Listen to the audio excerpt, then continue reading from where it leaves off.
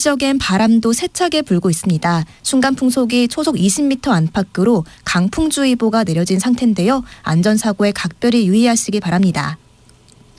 전해상에도 바람이 강해서 물결이 최대 4m, 먼 바다는 5m 이상으로 매우 높게 일겠습니다. 동쪽 지역은 건조특보가 확대하고 있어 불씨 관리 잘해주셔야겠습니다. 내일은 추위가 절정이 예상돼 내륙 대부분으로 한파특보가 확대했습니다. 오늘 낮 기온 서울이 영하 3도에 그치겠고요. 휴일인 내일 아침은 서울과 대전이 영하 13도, 광주 영하 7도, 부산 영하 6도까지 뚝 떨어지겠습니다. 지금 서울의 기온 영하 3.7도입니다. 박다효입니다.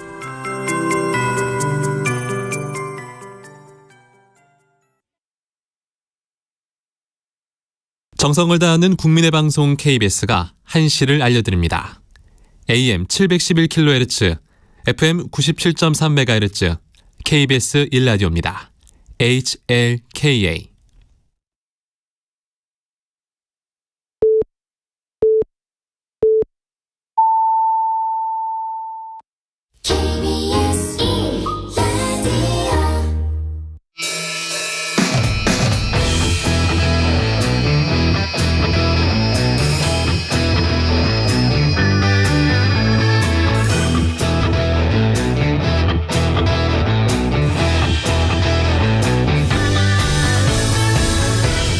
정관용의 시사본부 2부 시작하겠습니다.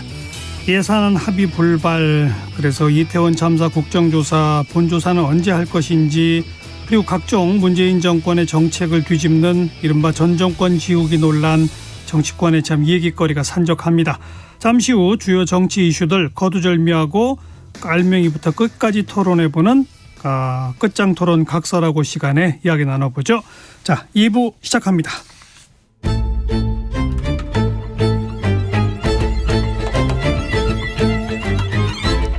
눈비 안 가리고 몸으로 뛰는 기자, 박대기의 취재데스크.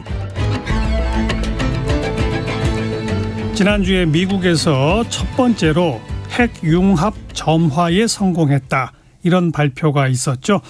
이게 현실화되면 지금처럼 석유로 싸울 필요가 전혀 없을 정도로 모든 인류의 에너지 고민이 완전 해결되는 경사다, 이런 표현이 나오던데 이게 도대체 뭔지 궁금합니다. KBS 박대기 기자, 오늘은 특별히 스튜디오에 직접 나오셨네요. 박 기자, 어서 오십시오. 네, 안녕하십니까. 예, 핵융합 점화에 성공했다. 네. 핵융합이 원자력 발전 그동안 하던 거하고 다른 거예요? 네, 같은 현대 물리학 기술을 쓴다는 점, 죄송합니다. 예, 현대 물리학 기술이라는 점은 비슷한데요. 실제로 구현되는 방식은 전혀 다릅니다. 핵 발전소는 그 핵 분열이라는 반응이 일어나면서 이제 벌어지는 것인데, 분열. 예, 이것은 핵 융합이라고 해서 예, 수소 원자가 원자핵끼리 서로 부딪히는 핵 융합이 일어나면서 막대한 열이 나오고요. 그 열로 물을 끓여서 터빈을 돌리면 전기가 생성된다, 이런 방식이기 때문에 예. 현재의 원자력 기술하고는 전혀 다른 그 좀 청정 에너지다, 이렇게 평가를 받고 있습니다. 핵 분열, 그러니까 지금은 플루토늄을 가지고 네. 그걸 분열시키면서 나오는 열을 가지고 쓴다, 이런 거고. 네. 지금 말하는 융합은 그러면 수소. 핵과 핵이 서로 네. 부딪혀요? 네. 융합돼요? 아주 초고온 초고압 상황이 되면은 융합이 일어나게 되는 어디서요? 거죠. 어디서 이런 게 일어납니까? 이게 이제 실제로 눈으로 보실 수 있습니다. 매일매일 눈으로 볼 수 있는 태양이 왜 빛을 내는가, 왜 뜨거운가. 밤에는 춥고 낮에는 뜨겁잖아요. 그게 이제 태양빛 때문에 그런 건데, 예. 태양이 저렇게 빛을 내는 이유가 바로 핵 융합이 일어나고 있기 때문입니다. 태양 속에서? 네, 태양 속에서 이 수소끼리 만나면서 이 다른 원소가 되는 이런 과정들이 벌어지면서 막대한 에너지가 나오기 때문에 예. 태양이 빛을 내는 것이고, 이 밤하늘에 빛나고 있는 모든 별들도 저마다 태양이거든. 사실 멀리 떨어져 있을 뿐이지. 그렇죠. 그런 걸 항성이라고 그러죠. 왜? 예, 맞습니다. 그런 항성들, 별 하나하나가 다 같이 이렇게 핵 융합을 하면서 빛을 내고 있는 그런 것입니다. 거기는 얼마나 뜨겁고 얼마나 압력이 높길래 그런 게 벌어집니까? 태양 같은 경우는 이제 수천억 기압에다가 1000만 도, 이렇게 아주 뜨거운 온도인데 사실 그게 고민입니다. 지구에다가 이렇게 수천억 기압, 또는 이제 1억도 이런 아주 뜨거운 온도를 내거나 아주 고압을 내야 되는데 그런 핵융합 기술을 우리 지구 표면에서 구현해 볼 수 있다 이 말이에요? 예, 그렇습니다. 지금 지구 표면에서 태양 같은 조건을 만들어낸다고요? 예, 그래서 이제 인공태양이라고도 많이 부르고 있는데요. 예. 예, 과학자들이 그래서 수십 년 동안 이걸 연구를 했지만 사실은 그동안 이제 커다란 진보가 없었던 그런 상황입니다. 네. 그런 이제 초고압이나 초고온 상황을 만드는 것이 힘들기 때문인 거죠. 이렇게 핵융합에 대한 연구를 수십 년 동안 한 이유는 뭐죠? 이제 앞서 말씀하셨던 원자력 발전 같은 경우에는 플루토늄 같은 위험한 물질을 써야 되기도 하고 또 이제 발전하고 나면 남은 물질도 방사성 물질이라고 그래가지고 처분하는 것도 힘들죠.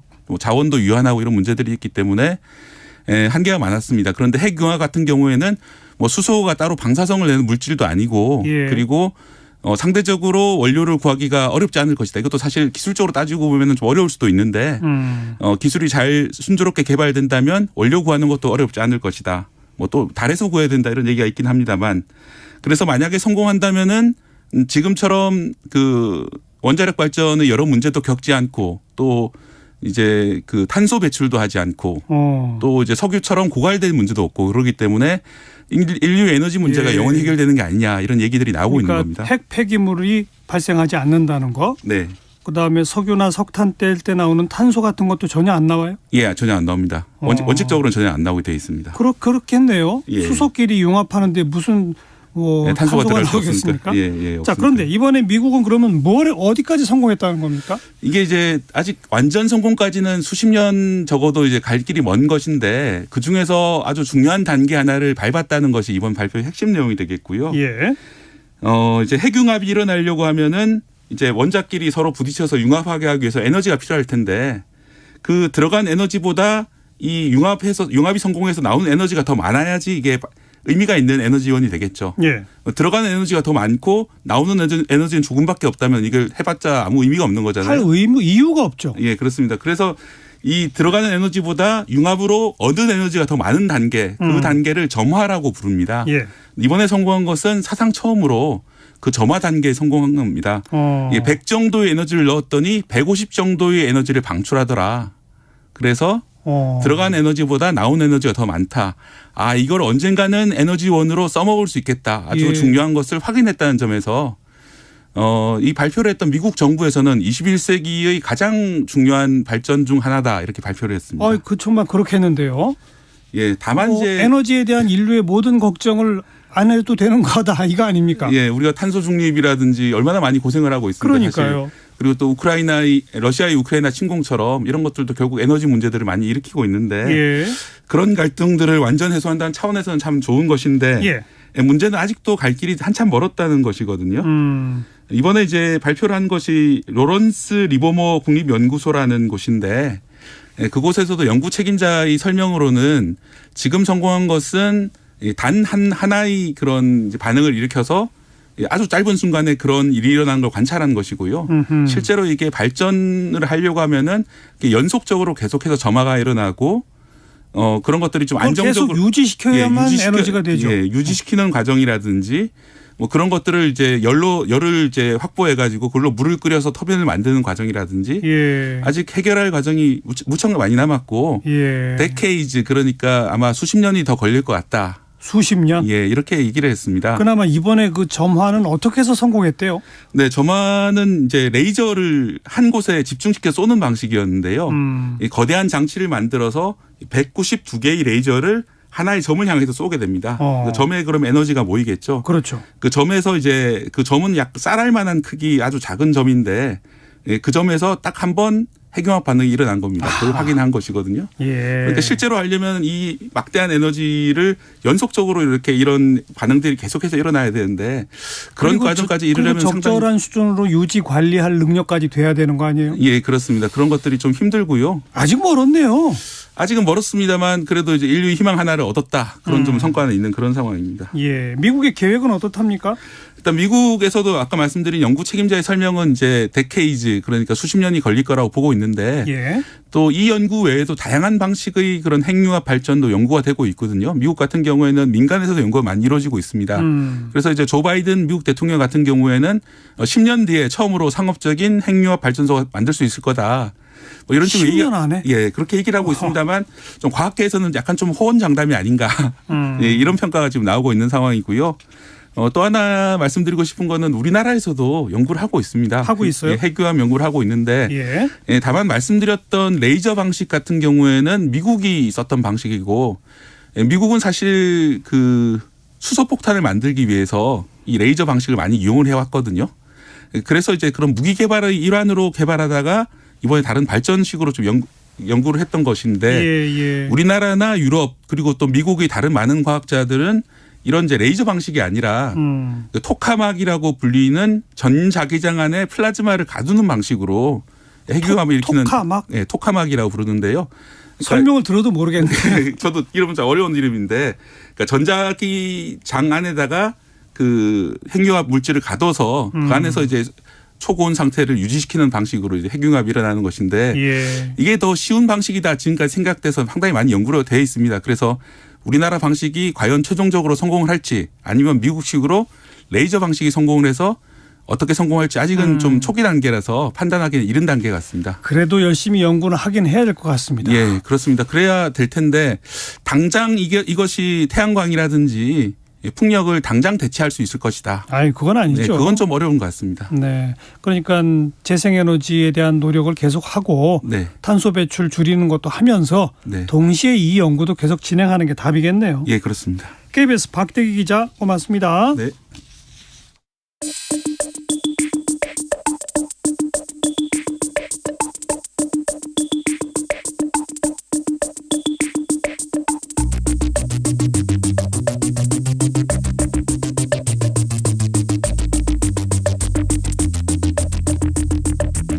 뜸들이지 않습니다.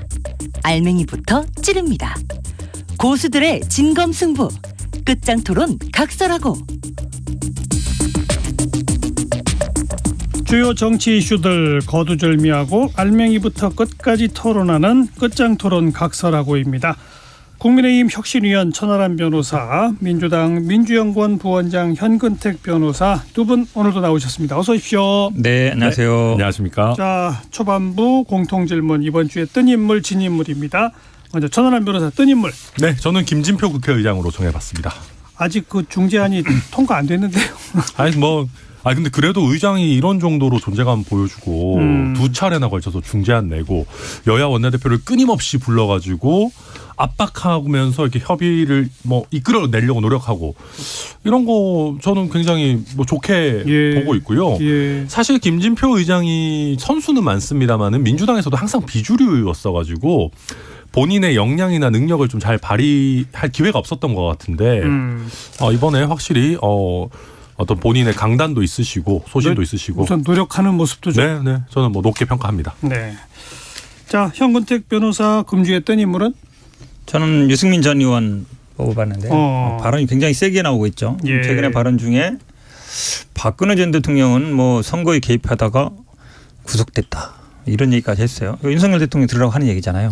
굉장히 발언이 센 거죠. 전당대회 룰에 대한 윤 대통령의 그렇죠. 발언에 대한 얘기죠. 그렇죠. 그걸 반발하면서 결국은 나를 막기 위해서 룰을 바꾸는 거 아니냐 이제 이 얘기하는 거라서 원래 이분이 이렇게 막 세게 얘기하는 스타일은 아니거든요. 근데 본인의 봤을 때는 본인의 정치적인 어쨌든 생명이나 이게 보면 전당대회 나가서 당대표가 돼야 되는데 자기가 되는 걸 막기 위해서 룰도 바꾼다. 또 사석에서 얘기라고 하지만 100% 좋지 않냐라는 이제 윤석열 대통령의 발언이 있다는 얘기를 나오고 그 다음에 이렇게 발언하는 거거든요. 그러니까 비윤의 선봉장에 자기가 이제 서겠다. 네. 이걸 본격적으로 아마 좀 선언하는 그런 의미로 받아들였습니다. 이건 후반부에 국민의힘 경선 얘기하면서 본격적으로 좀 다뤄보도록 하고. 네. 금주의 진인물 천하람 변호사 누굽니까? 저는 김경수 전 지사 뽑아봤습니다. 사면 대상으로 거론되면서. 네. 그래서 이제 복당 없는 사면이니 얘기들이 많이 나왔습니다. 복권 없는 복권 없는 사면 죄송합니다.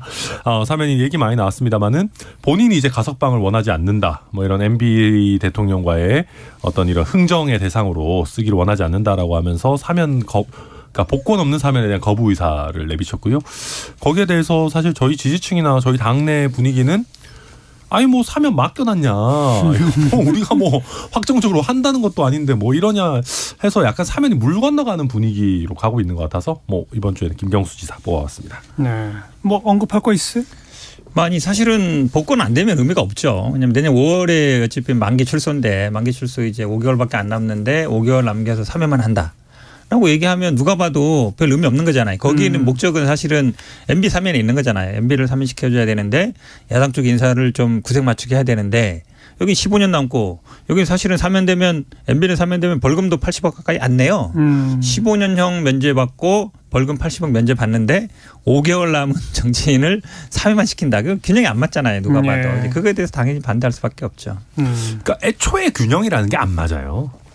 그러니까 아무리 김경수 지사가 민주당에서 뭐 어떤 얼마나 중요한 의미가 있는지 저는 솔직히 좀 회의적으로 봅니다만 친문의 구심점 저는 그렇게 못할 거라 생각하는데 어찌 됐든 간에 전직 대통령과 격이 맞는 인물은 애당초 없습니다. 네, 저는 그래서 이걸 뭐 그렇게 흥정의 대상 이렇게 생각하는 것 자체도 안 맞다. 근데 아무튼 그 현건택 변호사의 표현에 의하면 정치인인데 복권도 없이 고작 5개월 형 감해주는 게 뭐 대수냐라는 표현은 또 이해할 수 있는 거예요. 저는 그건 맞다고 생각합니다.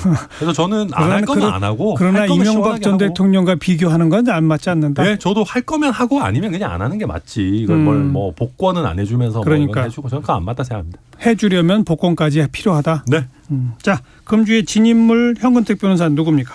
저는 뭐 한덕수 총리 꼽았는데요. 사실은 최근에 그 고등학생분이 갑자기 뭐 그렇게 되셨는데 그분이 사실은 하는 얘기 보면 친구들이랑 같이 갔다가 같이 어찌 보면 저 사고를 당했는데 옆에서 바로 같이 지켜봤다는 거잖아요. 그러면 얼마나 트라우마가 심하겠습니까? 고등학생이고 그리고 뭐 부모님한테도 되게 뭐 하소연을 많이 했다 그러던데 그런 분 보고 아니 본인이 좀 굳건하게 좀 치료를 받았으면 되지 않냐. 마치 이제 그분을 탓하는 듯한 본인의 의지가 부족한 것처럼 얘기하셨단 말이죠. 예. 근데 이제 정부 수관에 있는 분 이분이 처음이 아니잖아요. 예전에 처음 나왔을 때도 뭐 기자회견 할 때도 굉장히 이상한 얘기 많이 하셨는데 부모님 얘기도 들어보면 뭐 일주일에 한 번 정도 대학병원 가서 15분 20분 정도 상담하는 거였다. 이제 그 정도가 되겠습니까? 제가 보기 가까운 지역에 있는 뭐 상담센터라든지 해서 원할 때마다 가서 이렇게 상담을 해드려도 부족할 판인데 초기가 중요하다지 않습니까? 전문가들이 초기 한 1개월 3개월이 굉장히 중요하다는데 예. 딱 그 시점이거든요. 근데 일주일에 한 번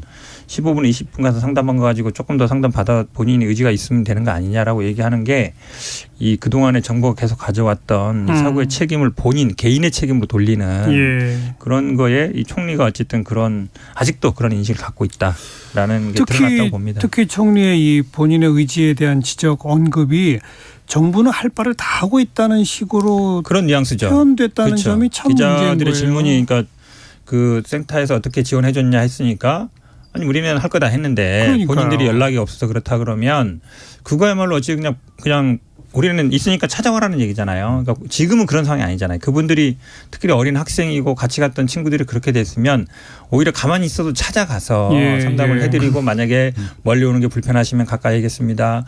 그리고 횟수가 너무 적으면 하겠습니다. 이렇게 가서 해드려야 되는 입장인데 예. 뭐 우리는 다 했는데 왜 뭐 의지가 약해서 그런 거 아니냐라고 해버리면 사고에 대한 대응 자체도 그거였잖아요. 아니 그냥 그때 처음 사고 났을 때도 그거거든요. 왜 그냥 놀러 갔냐 가지 말아야지. 그게 아니라 막 사람이 많이 모일 걸로 예상되면 사전에 예방 조치를 해야 된다는 건데 예. 사후도 마찬가지예요. 이것도 마찬가지로 그냥 우리는 이렇게 다 했는데 왜 안 찾아왔느냐라고 얘기할 게 아니라 이상민 장관이 그렇죠. 지금 계속 논란되는 것도 초반에 한 발언 때문 아닙니까? 그렇죠. 이건 뭐 경찰 배치한다고 될 문제가 아니었다는 그렇죠. 식으로. 기본적으로 사고라든지 이거에 대해서 원인을 자꾸 개인의 책임으로 그러게 돌리는 말이에요. 듯한 것들에서 아직도 벗어나지고 못하고 있다. 천 변호사 한번 언급하실래요? 네. 저도 뭐 한덕수 총리가 나쁜 의도로 얘기하진 않았겠습니다만 본인도 뭐 안타까운 마음에서 얘기했다라고 하지만 저도 부적절한 언급이었다고 생각하고요.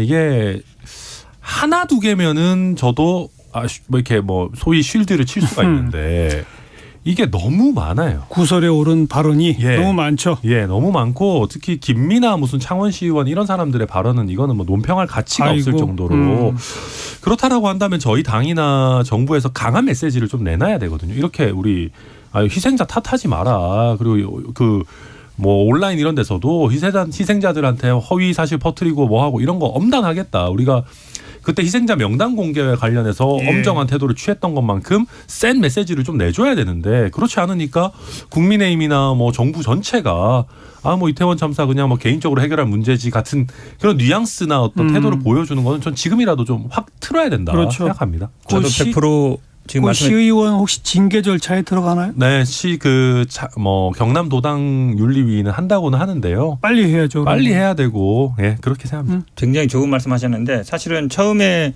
명단 공개 나오고 뭐 사진 공개 나왔을 때 2차 가해다 엄벌해야 된다 굉장히 그랬거든요. 근데 지금은 뭐 댓글이라든지 이런 사고 그 부모님 얘기도 들어보면 그런 댓글을 봤을 때 굉장히 분노했다는 얘기 나오지 않습니까? 그거를 안 보면 가장 좋은데 사람이라는 게 안 볼 수가 없잖아요. 예. 그러면 그거에 대해서 굉장히 이제 분노하기 마련인데 아무 얘기 없어요. 그럼 정부 여당이든지 법무부 장관 이런 분들이 하지 말아야 된다. 이런 거에 대해서 우리가 엄단하겠다. 끊어줘야 되거든요. 그러니까요. 근데 그런 발언이 안 나오고 있어요. 처음에 명단이나 사진 나올 때는 계속 나왔거든요. 그 발언이. 근데 지금 이렇게 뭐 시연뿐만 아니라 막 험한 소리를 나오는데 아무 얘기 안 하고 있다는 얘기는 정부 여당에서 그냥 방기하는 게 아닌가 하는 생각이 들어요. 그래서 지금 지적하신 것처럼 반드시 이 메시지가 나와야 됩니다. 맞습니다. 네. 당 지도부 또 정부의 책임 있는 당국자들이 꼭 그 역할을 해줘야 되죠. 자, 아까 김진표 국회의장 얘기 나온 김에 예산 얘기 좀 할 텐데 우리 지난주에도 이 시간 얘기하면서 두 분 다 마지막쯤에 예산은 통과시킬 거예요. 다 이러셨거든요. 네. 두 분 다 틀렸어요. 죄송합니다. 아니 죄송할 건 없고 사실 두 분뿐 아니라 대부분의 사람들이 예산은 어차피 막판에 절충하게 돼 있으니까라고 했는데 왜 안 되고 있을까요? 일단 약간 명분 싸움인 것 같아요. 그러니까 이제 법인세 같은 경우는 뭐 저희는 원래는 3% 얘기를 했었고, 뭐 의장께서도 처음에는 이제 3% 낮추면서 뭐 2년 유예하자 했다가 두 번째는 1%만 낮추는 걸로 했고 민주당 그거 받았는데요. 일단 우선 저는 민주당이 그거 받은 거는 좀 높게 평가하고 싶고 잘했다고 생각합니다. 근데 이제 국민의힘이나 정부 입장에서 봤을 때는 1% 갖고 되겠냐 이거 지금 무슨 언발에 오줌 누기 아니냐라는 얘기가 나오고 있고요. 그 외에도 지금 좀 복잡한 부분들이 소위 시행령과 관련된 경찰국이나 인사정보구단 관리단 이걸 예비비로 하게 되면은 이거는 그럼 잘못됐다라는 걸 인정하라는 건데 왜 별도의 명목으로 안 해주냐. 이게 액수의 크고 작음을 떠나가지고 이런 형태는 못 받아들이겠다라고 하고 있는 거라서 민주당 입장에서도 지금 뭐 그렇게는 우리는 못하겠다. 또 막판에 약간 이제 지금 큰 걸림돌이 좀 남아있는 그런 모양새입니다. 저는 뭐 이게 이해가 잘 안 가요. 예전에 예산이 어쨌든 된다라고 보는 거는 주고받기가 가능하니까 결국 여당은 받고 여당은 받고 지역구 정치인도 예산을 받으면 결국은 국회에서는 감액밖에 안 되는 거고 증액하려면 국회 동의를 받아야 되니까 정부의 동의를 받아야 되니까 그러면서 이제 기브 앤 테이크 하면서 협상이 되는 거거든요. 근데 지금은 참 재밌는 게 법안이 걸리는 거잖아요. 그러니까요. 사실은 예산에 이렇게 법안이 걸린 적은 잘 없어요. 지금 서로 얘기해봐야 지금 뭐 경찰청 예산이나 이런 게 매덕 안 돼요. 지금 매덕 안 되거든요. 그러니까 5억 정도라고 그러니까 표현하더라고요. 사실은 별로 안 되는 거죠. 그걸 뭐 예비비를 하든 본예산 하든 뭐가 중요하겠습니까? 핵심은 이제 법인세인데 저는 일단은 이 법안이 예산안 심사를 가로막는 것 자체가 좀 이해가 안 가고 그다음에 지금 뭐 굉장히 경제가 어려운데 물론 이거는 법인세 감액이 뭐 낙수효과 있냐 없냐는 이제 변론을 하더라도 개인적으로는 이 법인세 감액하는 것 자체가 예산을 틀어막고 있는 것 자체가 좀 이해가 안 간다. 그러니까 예산은 예산대로 처리하고 법안은 법안대로 가는 게 저는 맞다라고 봐요. 저는 현건택 변호사 말이 맞는 것 같아요. 저도 그래서 뭔가 다른 게 있는 것 같아요.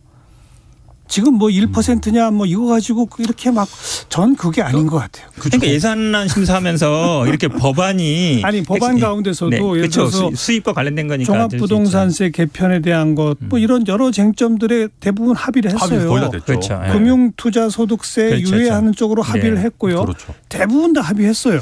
근데 지금 겨우 법인세 그것도 중재안까지 하면 1% 요거 1%냐 2%냐 예를 들면 네. 저는 이게 아니라 뭔가 더 있는 것 같아요. 그러니까 제가 봐도 이게 그 정부 여당 입장에서도 못 물러서겠다라는 게 좀 있는 것 같아요. 그러니까 물론 저희도 속으로는 저희 당에서도 이런 얘기 하거든요. 뭐 조금 더 왔다 갔다 하다가 한 2% 정도로 되겠지. 뭐 이런 생각도 있는 것도 사실이고요.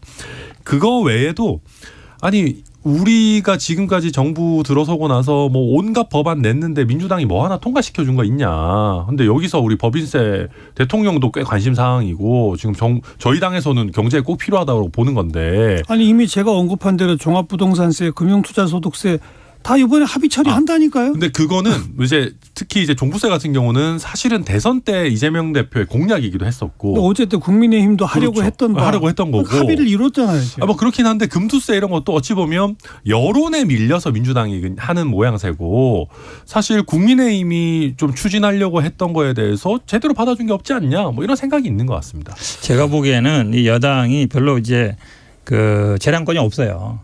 글쎄요. 아까 예. 우리 뉴스 브리핑 시간에도 국민의힘 내부에서는 뭐 야당까지 국회의장 중재안을 받았으니 그렇죠. 우리도 받자 정도의 분위기였는데 대통령실이 완강하더라. 그러니까 내심은 그런 얘기는 있을 수는 있는데 지금 뭐 전당대회도 흘러가는 거 보면 대통령실과 맞설 사람이 아무 없잖아요. 그러니까 처음에 이 중재안 1%이나 중재안이 나왔을 때도 뭐 민주당에서 받겠다 했지만 여당 분위기가 별로 마음에 안 들지만 보류. 보류라는 얘기 뭐예요? 딴 데 가서 물어볼 때가 있다는 얘기잖아요. 여기 가서 물어보고 오케이 해야 한다는 얘기잖아요. 예. 이러면 사실은 국회가 뭐가 안 돼요. 예를 들어서 다른 현안에 대한 예산이라는 거는 국회 고유 권한이잖아요. 대통령실 예산을 내긴 하지만 근데 이걸 하는데도 결정을 못하고 대통령실에서 반대하기 때문에 안 된다. 그럼 대통령이 왜 반대하겠느냐. 그러니까 그걸. 그렇죠. 제가 보기에는 이게 결국은 이제 경제 살리기라는 명목이지만 최근에 뭐 화물연대라든지 이걸 보면 경제단체랑도 많이 만나고 예. 결국은 기업들. 왜냐하면 이게 3천억 이상 수익을 내는 법인이기 때문에 뭐 100개 정도밖에 안 돼요. 100 몇 개밖에 그렇죠. 안 돼요. 그러면 굉장히 이제 대기업이라고 볼 수 있는데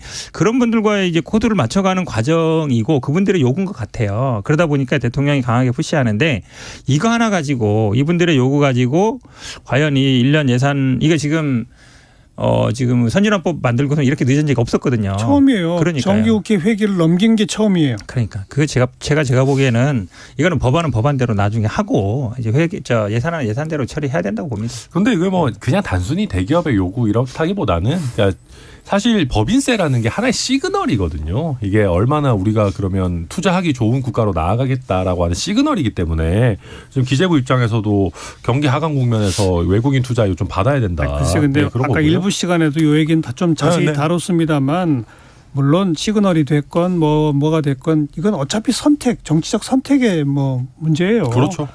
이게 3% 인하하면 경제가 확 살고 1% 인하하면 확 죽고 전혀 그런 거 아니거든요. 아니, 그런 건 아니죠. 그러니까요. 그러니까 선택하면 결정할 시점이 이미 됐다고 보여지는데 계속 안 되고 있는 것이 참 이해가 안 되는 측면이 있어 그러는 것이고 그 경찰국하고 법무부 인사정보관리단 부분은 야당 주장에서도 한편에서는 이게 정부 조직법에 다른 직제 개편 이런 것들이 그동안 전부 이루어져는 법률 사안인 것도 맞는 거 아닙니까? 그렇죠. 아니 사실은 예전에 정부가 처음 들어오면 인수위 시절에 그 정부조직법 개정안 내고 그거에 따라서 이렇게 하거든요. 또 근데 정부조직법 개정안은 대체로 야당이 받아주기도 동의해줬죠. 했고. 예. 처음에는 임기 초에는. 예. 그럼 그게 됐는데 이제 그렇게 안 하고 어찌 보면 임기 초에 안 하고 나중에 가서 이렇게 하는데 그것도 법안을 안 내고 시행령으로 하다 보니까 당연히 예. 편법 얘기가 나오는 거죠. 근데 이거는 사실 법 위반은 아닙니다. 그러니까 뭔 말이냐면 이게 그냥 그 부처 내의 국단위 정도의 신설이거든요. 이거는 정부 조직법 사안은 원래 아니고요. 그래요? 네, 그 국은 왔다 갔다 해서 만들 수 있어요. 그리고 그 정부 조직법이나 그 뭐 이런 부분에도 보면 시행령으로 내가 가지고 있는 권한을 다른 부처에 위임할 수 있다라는 규정이 있어요. 그러니까 그거에 기초해 가지고 뭐 인사혁신처가 가지고 있는 권한을 대통령 비서실에 위임하고 기존에 다 그렇게 해왔거든요. 그래서 그러니까 민주당에서도 이거 가지고 처음에는 막 위헌이다 막 소송하겠다 하다가 안 하는 게 그런 이유입니다. 이게 뭐 위법민 사안은 아니다. 제가 보기에는 이제 아시겠지만 예전에 내무부 있을 때는 치안 업무가 내무부 안에 들어 있었어요. 정치법에 그렇죠. 있다가 경찰청 만들고 독립하면서 그게 없어진 거거든요. 치안 업무가 빠지고 경찰청이 하게 된 거라서 말씀처럼 그럼 법의 역사 자체가 부정하는 셈이죠. 예전에 치안 업무 자체가 있었던 내무부로 돌아가는 셈이에요. 사실상. 네, 그래서 이번에도 이상민 장관이 욕은 많이 먹었습니다마는 그래서 현근택 변호사님 말씀하신 것 때문에 경찰에 대한 직접적인 지휘 권한은 못 넣었어요. 그냥 이제 원래 행안부 장관이 갖고 있던 뭐 인사 추천 권한 이런 것만 명시해 놓은 정도다. 그래서 야당에서도 예비비 정도로는 할 수 있다. 뭐 이렇게 하는 거다. 저는 그렇게 이해됩니다. 알겠습니다. 예. 아무튼 이 마지막 막판 타협 언제쯤 될지 지켜보도록 하고요. 네. 자, 오늘 또 하나의 쟁점은 그동안 이제 새 정부 들어서서 전 정부 때 있었던 일 여러 가지 대대적인 수사가 이루어지고 있지 않습니까? 뭐 청와대에서의 인사 개입 부분도 수사가 이루어지고 있고 뭐 소해 피격 사건 월북이 아니죠. 그 어민들 그 북송시킨 부분 사건 뭐 등등뿐 아니라 이제 감사원도 감사를 하고 그러다가 이제는 이전 정부의 정책을 전면 폐기하고 돌아가자. 전 정권 지우기 아니냐. 뭐 이런 논란이 또 나오고 있는 대목이 이른바 건강보험 개편에 대한 이야기인데 그 관련해서 윤 대통령의 발언 또 야당 의원의 발언 한번 들어보고 이야기 나눕니다.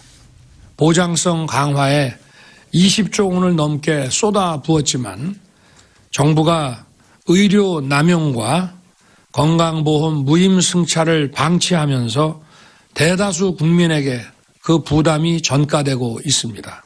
인기 영합적 포퓰리즘 정책은 재정을 파탄시켜 건강보험제도의 근간을 해치고 결국 국민에게 커다란 희생을 강요하게 되어 있습니다. 윤석열 대통령이 말하는 건강보험 정상화의 실체가 의료복지를 후퇴시키고 의료의 공공성을 파괴하는 것이라니 이제는 의료마저 국민에게 각자 도생하라는 것입니까? 네, 윤 대통령의 목소리 그리고 민주당 오영환 의원의 목소리까지 들어봤는데 이 쟁점 이것뿐이 아닙니다. 이른바 문재인 케어의 어떤 그 변화 또 주 52시간제에 대한 변화의 어떤 예고 등등 여러 가지 또 뭐 이미 시작된 탈원전 부분에 대한 변화 이런 등등 전반적으로 전 정권 지우기냐 뭐 이런 식의 얘기가 나오는 대목 두 분 어떻게 생각하세요? 필요하죠. 그러니까 전 정권이 했던 정책이 다 너무 좋았고 그때 관점이나 철학이 다 좋았으면 정권 교체를 하겠습니까? 지금 말씀하셨지만 전 정부에서 한 일들을 총합적으로 보면 지금 얘기되고 있는 것들은 매우 일부분에 불과합니다. 뭐 문재인 정부 들어섰을 때 박근혜 대통령에 대한 관계에서도 뭐 박근혜 반대 방향으로만 가겠다 그랬지만 모든 걸 반대로 할 수는 없는 것이거든요. 지금이 나오는 부분들도 다 전문가들이나 아니면 언론에 의해서 지적됐던 부분들입니다. 그러니까 노동시간 같은 경우도 너무 경직돼 있는 거 아니냐. 오히려 너무 투잡, 쓰리잡, 엔잡 러드를 양산하는 거 아니냐. 좀 문제가 있다. 크런치 모드 같이 좀 일할 때 빡세게 일하고 푹 쉬고 이런 거 필요하다라는 재계나 심지어 노동계 일부에서도 이런 공감하는 목소리가 있었고요. 문재인 케어 같은 경우도 저는 레토릭은 약간 과하다고 보는 면이 있습니다. 이거 뭐 완전 폐기 이런 건 아니거든요. 저 세부 내용 보니까 이런 거예요. 과거에는 외래 진료에 대한 급여를 하나도 제한을 안 해놔가지고 한 사람이 뭐 1년에 몇천 번 진료를 받았다라는 거지 않습니까? 그거를 제한해서 한 사람이 받을 수 있는 최대를 365번으로 하겠다 이런 거예요. 아니 그것도 뭐 사실 저는 이거보다 더 줄여야 되는 거 아닌가 싶어요. 365번을 갈 수가 있나? 근데 그러면서도 정말 중증 질환자나 외래 진료에 필요가 있는 분은 제외하겠다. 그리고 MRI나 이런 것도 완전히 못하게 하겠다는 게 아니라 조금 더 우리가 엄격하게 외국에 비해서 좀 과잉 진료되고 있는 거 하겠다는 거거든요. 그래서 저는 대통령도 잘 얘기했더라고요. 그 국정과제 그 무슨 회의인가 거기서. 점검회의. 네.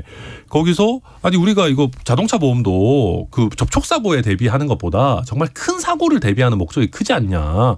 그래서 중증 질환이 났을 때 가족이나 본인이 파탄에 이르지 않도록 우리가 좀 더 강약 조절하겠다. 저는 그거 굉장히 좋은 방향이라고 봅니다.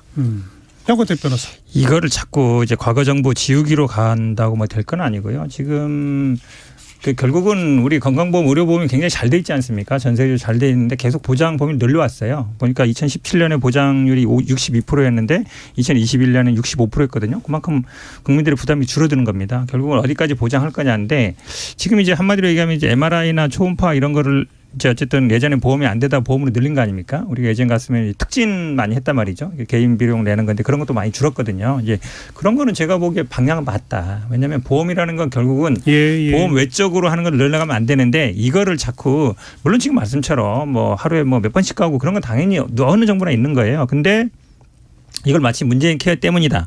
라고 몰아가는 건 아닌 것 같고 사실은 적자라고 얘기하지만 작년에는 또 흑자 전환을 했습니다. 2조 정도. 적립금도 보통 한 20조 정도 였는데 19년, 20년 좀 줄었다가 다시 20조 정도로 회복을 했어요. 그러니까 일시적인 현상이었던 거죠. 그걸 가지고 다시 뭐 과거로 돌아가겠다. 이거는 좀 아닌 것 같고 그다음에 노동시간도 마찬가지죠. 우리가 주 52시간 할 때는 공감대가 있었습니다. 우리나라가 전 세계적으로 노동시간 굉장히 많거든요. 언론사 이런 분들도 다 52시간 했을 때 그래도 우리가 주말에 쉬겠구나 이런 얘기 나왔거든요. 근데 지금 이제 주 62시간제로 최대로 하겠다는 거는 이제 과거에 어떤 69시간이죠. 69시간까지 가능하겠다는 거는 제가 보기에는 이러면 다시 또 노동 강도, 노동 시간 이거를 굉장히 이제 과거로 회귀하는 형상이 돼서 뭐 제가 보기에는 꼭 뭐 전 정부 지우기 이런 게 아니라 지금 말씀처럼 뭐 정권 교체했다 해서 모두 정당성 받는 게 아니거든요. 국민들의 지지를 받아야 되는 거기 때문에 여론 수렴이라든지 아니면 야당의 의견도 들을 필요가 있다고 보입니다. 네, 뭐 저도 특히 우리나라 같은 경우는 노동 시간이 더 길어지면 안 됩니다. 그러니까 근데 이제 정부에서도 그런 문제는 알고 있기 때문에 뭐 월간 총량이나 연간 총량 같은 거를 당연히 엄격하게 제한할 거고 또 너무 이렇게 크런치보드 말은 좋지만 너무 심하면 이게 사실 산업재해 원인이 되거든요. 그러니까 날마다 좀 11시간 정도 휴식을 보장하는 형태로 좀 최대한 부작용을 줄이면서 유연성을 늘리는 형태로 좀 가지 않을까 고민할 부분입니다. 이건 정치권과 언론의 전 탓이 크다고 봅니다. 자꾸 이게 용어 붙이기 그래서 뭐 전 정권 지우기 뭐 이런 식으로 하고 좀 아까 우리 야당 의원의 발언도 보면 의료 복지와 의료 공공성의 후퇴 뭐 꼭 이렇게 막 이름 붙이기 식으로 서로 막 하지 말고 저는 이런 면에서는 정부가 좀 어떤 그 모범적인 자세를 보여줬으면 좋겠어요. 예를 들어서 이런 식의 표현하면 안 됩니까? 장기적으로 탈원전의 방향은 옳습니다만 최근 국제적인 추세나 에너지 시장 동향으로 봤을 때 당장의 실천은 쉽지 않으니 우리는 정책에 약간의 수정 전환이 필요합니다. 또 장기적으로 세계 최장 시간 노동 시간 줄여나가는 방향이 옳지만 현장에서 너무 고충을 토로하는 기업과 근로자들이 있으니 그 고충은 우리가 풀어야 되겠습니다든지 또 의료 공공성과 그 혜택 확대는 분명히 옳습니다만 이런 식으로 전 정권이 하고자 했던 것도 방향은 옳다. 현장의 문제는 우리가 해결하겠다. 이런 식의 어떤 멘트라도 해주면 야당도 뭐라고 못하는 거 아닙니까? 저도 이게 진짜 제가 늘 말하는 거지만 우리나라 정치권에 그 쓰는 용어들이 너무 림플레가 심해요. 사실 저 문재인 케어 이거 폐지한다 그래가지고 저 열심히 봤거든요. 폐지 아니에요. 제 말이 그 말이에요. 예, 그냥 개선 정도 뭐 아니면 부작용을 좀 수정하는 정도입니다. 그리고 아니 까놓고 얘기해서 우리가 건강보험 우리나라만큼 잘 돼 있는 게 없는데 뭐 모든 걸 다 어떻게 없애고 하겠습니까? 그래서 말씀하신 것처럼 서로 사실 비슷한 얘기를 하면서 방법론의 차이가 있는 부분들이 있는데 좀 그런 거에 있어서 너무 정치적인 발언들을 좀 줄였으면 좋겠다. 근데 이게 이제 윤석열 대통령이 보험 얘기를 하다 보니까 일단 장모가 뭐 23억 부정수급 어쨌든 돈 받은 건 맞거든요. 아니, 무죄 나왔잖아요. 무죄 나왔다 해도 그 받은 것 자체가 없어지지는 않아요. 그리고 사실은 건강보험의 가장 큰 문제가 직장인들이 다 불만이죠. 유리지갑. 아니 우리는 월급에서 몇 프로 꼬박 확대가는데 자산 많이 가진 사람은 안 가져간다. 그러니까 김건희 여사 얘기가 당연히 나오는 거예요. 65억이나 되는데 7만 원 냈다. 그러니까 급여 생활자들이 굉장히 불리하게 돼 있거든요. 자산 가진 사람들한테 유리하게 돼 있고. 사실 이런 거 바꾸면 아마 많은 지지 받을 거예요. 왜냐하면 불만이 되게 많거든요. 네, 그러니까 사실 그 지역권 뭐 건강보험 뭐 그다음에 직장인 건강보험 이런 얘기는 사실 많이 있었고 저는 이 얘기는 좋다고 생각합니다. 그러니까 김건희 여사도 불법은 전혀 없어요. 월급에 맞춰서 건강보험 낸 건데, 그러니까 고액 자산가들이 이제 적은 월급을 받으면서 적은 건강보험을 내는 것에 대해서는 우리가 근본적으로 한번 논의해볼 필요 있다. 생각합니다. 논의 대상이긴 하죠. 네. 지금 뭐 주택, 그다음에 자동차, 뭐 지역 가입자로 분류가 되면 그런 것들을 이제 엄청 올라가죠. 그러니까 퇴직하면은 뭐. 예. 그러나 직장 가입자로 되어 있고 월급이 얼마 안 되면 그러면 또 그건 또 빠진단 말이에요. 그렇죠.